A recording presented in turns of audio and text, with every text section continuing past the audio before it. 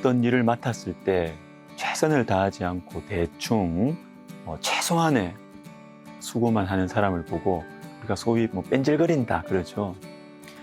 우리가 근데 뺀질거린다라고 할 때는 잔머리를 굴린다, 지혜롭다 이런 의미를 포함합니다. 그런데 여러분, 성경은 뺀질거리는 사람, 대충 일하는 사람을 보고 똑똑하다고 말하지 않고 미련하다고 말씀하십니다.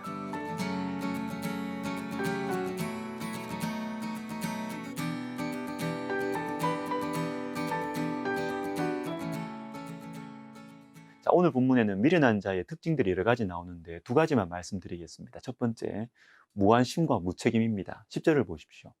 장인이 온갖 것을 만들지라도 미련한 자를 고용하는 것은 지나가는 행인을 고용함과 같으니라. 자, 미련한 자를 이렇게 일하도록 하는 것은 지나가는 행인을 고용하는 것 같다. 여러분, 지나가는 행인이 어떤 사람입니까? 관심 없죠, 이 일에. 지나가고 있는 사람이. 그럼 무책임하죠. 여러분, 뺀질거리는 사람은 미련합니다. 미련한 자의 특징이 뭐냐? 자기에게 맡겨진 일에 무관심합니다. 무책임합니다. 대표적인 예가 마태복음 25장에 나오는 한 달란트 받은 종이에요. 잘 아시죠? 2달란트, 5달란트 받은 종이 한 달란트 받은 종과 무엇이 다르겠습니까? 주인이 한 달란트 받은 종에게 하는 말을 보시면 알 수 있습니다. 그 주인이 대답하여 이르되 악하고 게으른 종아, 나는 심지 않은 데서 거두고 해치지 않은 데서 모으는 줄로 네가 알았느냐. 악하고 게으른 종이다. 이렇게 하십니다. 자, 게으른 종, 이건 이해가 돼요. 묻어두고 장사 안 했으니까. 근데 왜 악하다고 할까요? 악하다고. 가만히 땅에 묻어두었으면 착하지 왜 악합니까? 주인의 것에 무관심했기 때문입니다. 주인을 사랑하지 않았기 때문에 악한 것입니다. 반대로 2달란트, 5달란트 받은 종들은 어찌하든지 주인의 것이면 잘하고 싶은 마음이 있었습니다. 주인을 사랑하니까요. 내가 사랑하는 주인의 것이니까 아름답게 풍성하게 만들고 싶었던 것입니다. 그 마음이 있었던 것이죠. 이것이 바로 저와 여러분이 가져야 할 마음입니다. 하나님의 것인데, 내 것도 아닌데 왜 열심히 하냐? 이게 아니고, 나를 위해 십자가에 달려 죽으신 우리 주님께서 나에게 맡기신 일이다. 주님께서 나에게 맡기신 영혼이다. 그러니까 최선을 다해야지. 이게 관심이죠. 이게 사랑입니다. 무책임, 무관심, 뺀질거리는 것은 여러분 지혜로운 것이 아니라 미련한 것입니다. 미련한 자의 두 번째 특징은 습관적인 죄입니다. 11절을 읽어드리겠습니다. 개가 그 토한 것을 도로 먹는 것 같이 미련한 자는 그 미련한 것을 거듭 행하느니라. 자, 미련한 것을 거듭 행한다. 자, 토한 것이 더러운 것인 줄 알잖아요. 근데 알면서도 또 먹는 것입니다. 여러분, 미련한 자의 특징이 뭐냐? 죄를 짓는 것, 이 정도가 아니고 습관적으로 계속 죄를 짓는 것, 이게 미련한 자의 특징이라는 것입니다. 히브리서 12장 1절을 읽어보겠습니다. 이러므로 우리에게 구름같이 둘러싼 허다한 증인들이 있으니 모든 무거운 것과 얽매이기 쉬운 죄를 벗어버리고 인내로써 우리 앞에 당한 경주를 하며.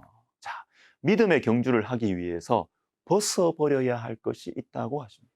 무거운 것, 얽매이기 쉬운 죄입니다. 이 중에서 얽매이기 쉬운 죄, 이게 뭐냐면 바로 습관적인 죄입니다. 습관적인 죄. 내가 얽매이기 쉬운 죄, 즉 내가 잘 넘어가는 죄의 유혹, 여러분 이게 위험합니다. 어떤 분들에게는 이게 교만일 수도 있죠. 또 어떤 분들에게는 이게 욕심일 수도 있습니다. 또 어떤 분들에게는 시기와 분노일 수도 있습니다. 젊은이들에게는 정욕일 수도 있겠죠. 게으름일 수도 있을 것입니다. 나 자신은 알아요. 내가 어디에 약한지. 성경은 습관적인 죄악이 매우 위험하다고 경고하십니다. 알면서 짓는 죄.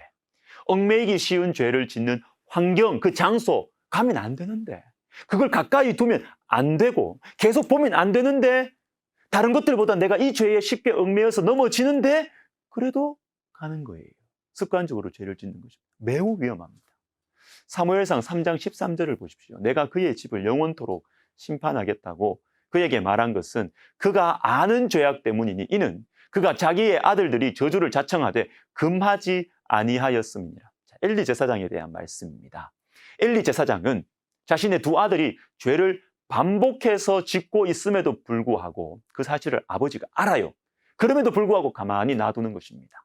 하나님께서 말씀하십니다. 내가 엘리의 집을 영원토록 심판하겠다. 왜냐하면 그가 아는 죄악. 그가 아는 죄악 때문이다. 여러분, 아는 죄악이 무섭습니다. 죄인 줄을 알면서도 놔두는 것, 죄인 줄을 알면서도 계속 죄를 짓는 것, 이것이 무섭고 위험한 것입니다. 그러면 이 아는 죄악, 이 습관적인 죄에 대해서 우리 주님께서 왜 이렇게 강하게 경고하실까요? 깊어지기 때문입니다. 여러분, 죄는 생명체와 같아요. 가만히 그 상태로 머물러 있지 않습니다. 죄는 지으면 지을수록, 그 횟수를 더해갈수록 점점 더 깊어지는 것입니다. 그리고 여러분, 습관적인 죄야, 이 얽매이기 쉬운 죄는 우리의 영혼을 무디게 만들어요. 작은 죄라도 계속 지으면, 죄인 줄 알면서도 계속 지으면 영혼이 무디어져요. 영혼이 무디어지면 하나님과의 교제가 딱 막힙니다. 하나님을 멸시하게 되죠. 여러분, 멈추셔야 합니다. 대책을 세우셔야 합니다. 내가 쉽게 짓는 그 죄, 쉽게 얽매이는 그 죄의 유혹을 여러분 아시고 멈추시고 대책을 세우셔야 됩니다. 비슷한 상황과 환경이 조성될 때 고개를 돌리셔야 됩니다. 그리고 하나님 앞에 엎드리셔야 해요. 습관적인 죄, 내 영혼에 마치 일부분이 되어 있는 것 같은 그 얽매이기 쉬운 죄를 이기기 위해서는 하나님 앞에 엎드리셔야 됩니다. 하나님만이 뜯어내실 수 있으니까요. 하나님만이 고치실 수 있기 때문입니다. 그렇지 않으면 여러분 큰일 납니다.